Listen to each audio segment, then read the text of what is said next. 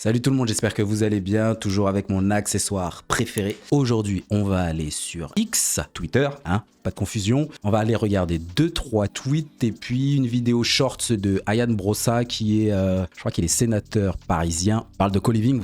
Pour les personnes qui ne savent pas, moi je fais beaucoup de colocations, notamment en région parisienne, en investissement immobilier. Et donc forcément, je me sens visé. Il est un peu fâché envers les profils comme moi. Donc qu'est-ce qu'il dit sur le co-living, un business lucratif qui transforme des logements en colocation hors de prix? On va écouter ce qu'il a à dire. C'est parti. Je vais vous parler du nouveau fléau immobilier qui s'attaque à Paris avec cet exemple-ci. Co-living, c'est le nouveau terme à la mode vendu à toutes les sauces par les pires spéculateurs immobiliers. De quoi s'agit-il? Ici, on avait un immeuble qui Les pires! Le narratif bien connu. On continue. était loué à des habitants qui avaient des loyers relativement modestes et ils ont été chassés pour être remplacés par des étudiants étrangers qui payent des toutes petites surfaces, 10 mètres carrés, pour 1000 € de loyer. C'est scandaleux. C'est la raison pour laquelle Bon, ce narratif, il fonctionne toujours. Les méchants propriétaires qui louent des taudis à des prix d'or. Bon, ce narratif, on le connaît bien. Toujours dans le sensationnel, toujours dans le fait de polariser, dans le fait d'essentialiser. Donc de mettre tout le monde dans le même sac. Un classique, alors je dis pas qu'il n'y a pas de propriétaires marchands de sommeil, ils font n'importe quoi, ça existe. Mais là, si on parle de co-living, les gars, je sais pas si vous avez déjà vu des co-living, mais généralement on est plutôt sur de belles prestations. Donc quand il dit que c'est loué, combien il a dit? 1000 €, les 10 mètres carrés, c'est ça, quelque chose comme ça? Il me semble que c'est ça. Ouais. 10 mètres carrés pour 1000 €. Ouais, 1000 €. Alors, bon, les gens qui font de la colocation ou du co-living, les 10 mètres carrés, c'est la chambre où il vit. Alors, potentiellement, il y a peut-être une salle d'eau, mais souvent dans les co-living, c'est ça. C'est que tu proposes vraiment des prestations assez sympas. Donc, dans ta chambre, tu as une salle d'eau privative, tu as un espace commun, salon, cuisine, tout est meublé. De la cafetière à la petite vaisselle, tu as tout ce qu'il faut. Parfois, tu as des aires de jeu. C'est vraiment de belles prestations généralement qu'on propose en co-living. Donc, quand il dit que le 10 mètres carrés est pour 1000 € de loyer, il ment. Les 10 mètres carrés, c'est peut-être la chambre privative, mais derrière, cette personne-là a accès au salon, à la cuisine, à tout l'aménagement, à l'électricité qui est compris dans le prix, qui fait qu'augmenter, à Internet, au débit, parfois au ménage, une fois par semaine, 2 fois par mois, le chauffage, l'eau chaude, il y a tout qui est compris dans ce loyer. Il faut être précis, monsieur Ayan Brossa, il faut être précis. Et effectivement, on voit l'angle qu'il veut prendre. S'attaquer aux propriétaires. En plus, les élections arrivent, il faut quand même garder sa place au chaud. Et forcément, on arrive à ce genre de vidéo, quoi. Euros de loyer. C'est scandaleux. C'est la raison pour laquelle je vais travailler à une proposition de loi pour encadrer les pratiques de co-living, pour limiter ce phénomène et surtout pour éviter qu'on ait des locataires qui se fassent chasser de cette manière-là. Alors déjà, par rapport à ça, chasser, il a des preuves que les gens se sont fait chasser? Ou c'est parce que, forcément, en choisissant cet angle-là, on va tous se dire « Ah, mais non, c'est pas bien, les gars, ce que vous avez fait pour jeter des gens, pour faire votre business. » Non. Si c'est le cas, je ne valide pas. Mais si c'est pas le cas, n'oublions pas que ces personnes-là qui investissent, qui prennent des risques, c'est pour l'intérêt de tout le monde. Leur intérêt, mon intérêt financier effectivement, mais en contrepartie, on propose des logements à des personnes qui ne peuvent pas se loger, parfois dans des T1 ou des T2, pour plein de raisons. Aujourd'hui, vous mettez un bien en location, moi c'est ce que je fais, la demande elle est incroyable, même en colocation. Donc alors imaginez pour des studios des T2, meublés, de bonne facture, la demande elle est bien plus supérieure que l'offre. Donc on fait comment? On fait comment pour ces jeunes qui quand même ont besoin de se loger, d'étudier ou de vivre tout simplement? Il faut proposer des logements. Est-ce que c'est eux qui vont créer des logements neufs? Est-ce que c'est Ayan Brossa qui va aller investir, suivre les travaux, sans kikiner, sans merder, sans brouiller avec les gars des travaux, gérer ensuite l'opérationnel? C'est pas lui qui va le faire ça. C'est pas lui. Donc, mettons un petit peu quand même d'eau dans son vin en disant que oui, il peut y avoir des marchands de sommeil, mais il y a beaucoup de gens qui font de l'investissement locatif, qui proposent des choses sérieuses, éthiques aux personnes, jeunes et moins jeunes, et on en a besoin. Aujourd'hui, on en a besoin. Parce que c'est pas Ayan Brossa avec ses super Converse là, All Star, qui va le faire. On continue. Ah oui, j'étais tombé sur son tweet, c'est comme ça que je suis arrivé à lui. Des chambres de 20 mètres carrés louées à 1850 €. Voilà ce qu'est le co-living. Une honte. Rien d'autre que le fruit de la rapacité des spéculateurs. Paris l'interdit à compter d'aujourd'hui. Mais c'est aussi ce genre de loi, je sais pas si c'est réel, mais c'est ce genre de loi qui nique le marché locatif. Toutes les personnes personnes qui vont essayer de prendre un peu de risque, de proposer des choses dont les gens ont besoin. Parce que souvent, les gens te disent, oui, mais les gens qui vivent en colocation, c'est qu'ils n'ont pas le choix. Pas plus tard, là, que tout à l'heure. Je vais vous donner le profil. 38 ans. Il est en couple, il a 2 enfants. Il m'a dit, moi, j'ai trouvé un taf pas loin de votre logement, en colocation. J'ai 38 ans, il gagne à peu près 60K l'année. Il a dit, moi, je serai là juste 4 à 5 jours dans la semaine. Et le reste du temps, je retourne chez moi, voir ma famille, faire ma petite vie tranquille. Pour ces gens-là, je lui ai posé la question, mais je lui ai dit, mais attendez, vous gagnez quand même 50 000 euros par mois, à l'année, parce qu'il y a un salaire correct. Pourquoi vous prenez pas un studio? Pourquoi vous prenez pas un T2? Il me dit, écoutez, monsieur, vous savez, moi, j'ai ma famille, donc j'ai ma maison à Sarthe à payer. Et en plus, là, je vais rajouter encore un loyer. J'ai pas envie de prendre quelque chose de trop cher. Et moi, ça me va d'être avec d'autres personnes. Ça me permet de,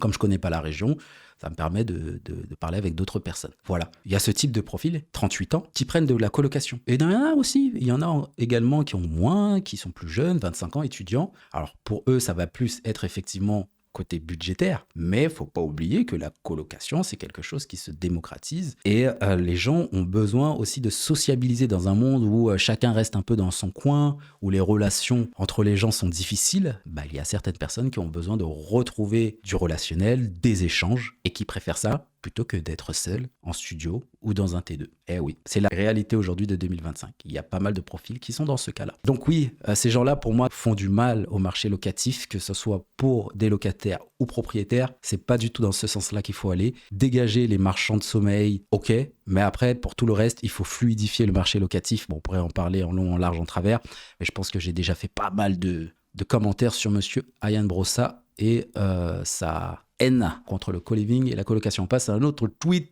Ah oui, ce tweet était pas mal. On est sur le conflit générationnel. Souvent dans l'immobilier, on entend beaucoup de personnes, notamment jeunes, dire que les boomers, ils ont tout. Ils empêchent les jeunes d'avoir des logements. Ils s'engraissent. Et je trouvais intéressant de rebondir sur ce tweet. Donc on est sur un tweet de Mathusalem qui dit « Les boomers cotisent 15% retraite, achètent de l'immobilier à bas prix, touchent le double de ce qu'ils ont cotisé. Les actifs en 2025 cotisent le double des boomers, ne peuvent pas devenir proprios en raison du monopole immobilier et financier des boomers, mais c'est la solidarité, on vous dit. » Bon, il y a pas mal de choses à dire sur ce sujet-là. Alors, tout le monde sait que les boomers qui ont acheté de l'immobilier il y a 30-40 ans, à proportion égale, ils ont acheté moins cher, bien moins cher que ce que nous, notre génération Y ou plus jeune. Y, c'est bien la bonne trentaine, hein, je crois. Tu me diras en commentaire, mais je crois que je fais partie de cette génération-là. Et les plus jeunes, c'est plus compliqué, ça coûte plus cher. Les prix ont augmenté, l'inflation, les salaires n'ont pas augmenté du même niveau. Donc, à équivalence, c'est plus difficile. On est complètement d'accord sur ça. Et puis, même, je peux te donner des exemples, puisque moi, je suis dans l'immobilier, c'est une chaîne qui parle beaucoup d'immobilier. Je visite beaucoup de logements, que ce soit pour moi à titre personnel, pour des clients, pour des investissements en marchand de biens ou autre. Et je discute énormément avec les agents immobiliers qui me font visiter. Et c'est vrai que je suis toujours assez surpris quand il faut creuser. C'est une vidéo réac, mais c'est important de te donner des conseils aussi. Quand tu vas visiter un bien immobilier, il faut absolument en savoir un maximum sur le vendeur. C'est systématique. Qui vend? Pourquoi ils vendent, quel âge ils ont, où est-ce qu'ils vont aller s'ils veulent changer de vie, est-ce qu'ils ont fini de payer le crédit, etc. Et il s'avère que souvent, notamment sur des maisons, on tombe sur des profils qui ont souvent fini de payer leur maison. Ça fait 20, 30 ans, 40 ans qu'ils ont le bien. Généralement, lorsqu'on fait des prêts immobiliers, c'est sur 15, 20, 25 ans. Donc si tu es là depuis 30 ans, 35 ans, tu as fini de payer, tu n'as plus de crédit. Et tu te retrouves face à des agents immobiliers qui eux-mêmes sont assez surpris en disant mais pourquoi ça coûte aussi cher? Pourquoi ils veulent le vendre à ce prix-là? Eh ben ils disent voilà, le voisin il a vendu à tel prix, donc nous on veut pas le vendre moins cher. Mais le voisin il l'a vendu à 3-4 ans, au moment où les taux étaient à 1%. Aujourd'hui les taux sont à 3,5%. Donc les gens ont perdu du pouvoir d'achat. Donc forcément ils vont pas payer le même prix qu'il y a 3-4 ans où les taux étaient à 1%. Ça me paraît logique. Et quand tu expliques ça à l'agent immobilier, il me dit, mais monsieur, en fait, c'est ce qu'on leur dit, mais ils veulent quand même vendre à ces prix-là parce que le voisin, parce que si, ils ont regardé un peu sur le bon coin. Et en fait, c'est là que tu te retrouves effectivement dans une situation où solidarité d'un côté, mais pas solidarité de l'autre. Ils se disent pas, là, les jeunes, c'est plus compliqué pour eux. Niveau salaire, plus compliqué. Au niveau des apports, on demande plus. On va essayer de faire un effort. Non. Ils veulent tel prix et c'est là que toi, tu dois agir en bon négociateur et rassurer sur ton profil pour essayer d'avoir les meilleurs prix d'achat Parce que comme on le dit, on le répète, c'est à l'achat que tu fais des vraies affaires. Derrière, tu peux faire comme moi de la colocation, tu peux faire du marchand de biens, tu peux faire de la location courte durée comme je fais aussi. C'est au départ que tu fais l'affaire. Le reste, c'est du bonus, mais c'est au départ que tu fais l'affaire. Donc il faut savoir négocier et rassurer sur ton profil. Aussi, si tu es salarié notamment, si tu as de l'épargne, il faut mettre toutes ces choses-là en avant pour rassurer les vendeurs, mais surtout pas acheter au prix auquel ces boomers veulent vendre leurs biens. Maintenant, je me pose la question, tu me diras en commentaire, mais est-ce que nous, dans 30 ans, dans 40 ans, pour les personnes qui sont un peu plus jeunes, si tu as peut-être 24, 25 ans, moi j'en ai 37 aujourd'hui, est-ce que dans 30 ans, dans 40 ans, on fera pas la même chose? En vrai. Dis-moi en commentaire si tu penses qu'on fera pas la même chose. Quand on arrivera à ces âges, on voudra vendre au prix le plus haut.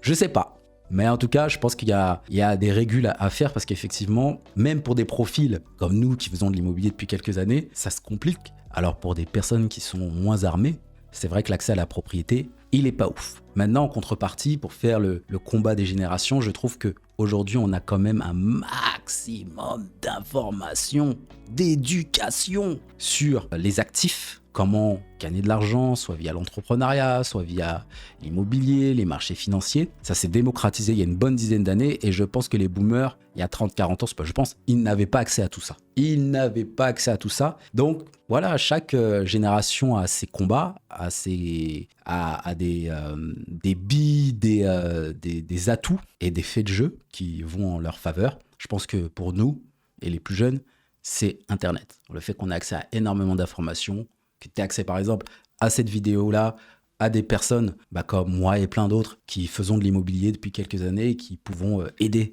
les plus jeunes à se lancer dans cette aventure. Et je pense que pour les boomers, c'était beaucoup plus compliqué à l'époque. C'était pas aussi fluide d'avoir ces informations.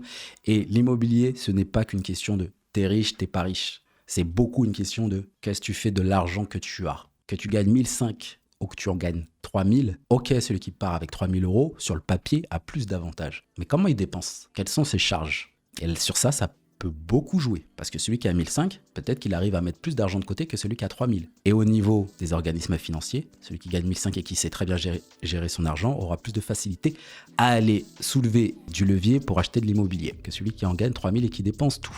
Allez, on va finir avec un dernier tweet que j'ai trouvé intéressant. Il s'agit de monsieur Ayam Sedo Tosu qui dit « Vous saviez que le jeu de société Monopoly de base, c'était une femme qui avait inventé ça pour dénoncer le système capitaliste de l'immobilier et des propriétaires qui s'enrichissent sur le dos des locataires et on lui a volé son idée en changeant complètement le message. » Donc elle s'appelait Lizzie Maggie et elle est morte avec rien pendant que le gars qui a pompé son idée est devenu multimillionnaire. Bon, on va rester sur le premier tweet. Alors moi, en fait, ce tweet, il est typiquement français. Je m'explique. Quand je parle de typiquement français, c'est clairement l'idée, on en revient un petit peu avec ce qu'avait dit Ayane Brossa, que les personnes qui sont propriétaires, il y a cet effet ils abusent des locataires.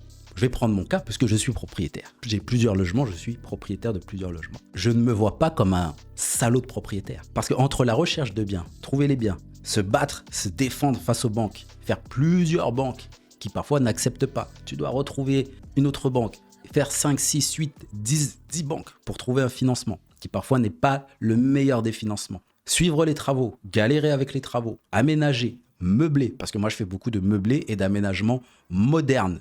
Les logements sont sains, modernes, aménagés, décorés, que tu dois gérer après la gestion, parce qu'on sait bien, bien immobilier, tu fais les photos, Instagram, les vidéos, quand tout est terminé, c'est génial, mais après il y a le bien vie, et il y a toujours des choses à réparer qui font parfois plus mal que d'autres et ça fait partie de ta responsabilité en tant que propriétaire. Donc quand tu as tout ça, quand tu suis le processus que je viens de te donner et qu'évidemment tu mets souvent de l'apport, peut-être plusieurs années de restrictions que tu mets en apport pour pouvoir acheter ce bien immobilier.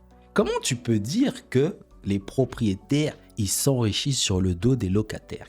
Qui a pris le risque? Le propriétaire a pris le risque. Peut-être qu'il a une femme, peut-être qu'il a des enfants, peut-être que sa situation était compliquée. Il s'est dit, moi, je veux investir dans l'immobilier parce que ça va me permettre effectivement de dégager un peu plus de revenus et de vivre un petit peu mieux derrière. Il est où le problème si derrière, il propose des biens de qualité et que les locataires sont OK pour y vivre? Il y a quoi de mal? Parce que quand c'est face à des grosses marques, parce que les Nike, les Apple, Je suis sûr qu'ils tweetent depuis un iPhone, peut-être. Mais peu importe, un Samsung, ce que tu veux. Toutes ces marques-là, qui utilisent la main-d'œuvre pas chère, voire gratuite, des pays en Afrique, des pays en Asie, pourtant ils utilisent leurs produits. Donc c'est mieux de booster Apple, de booster d'autres marques comme celle-ci, qui l'utilisent certainement, plutôt que des propriétaires qui, eux, vont un peu mouiller le maillot et faire en sorte de loger des gens dans de bonnes conditions.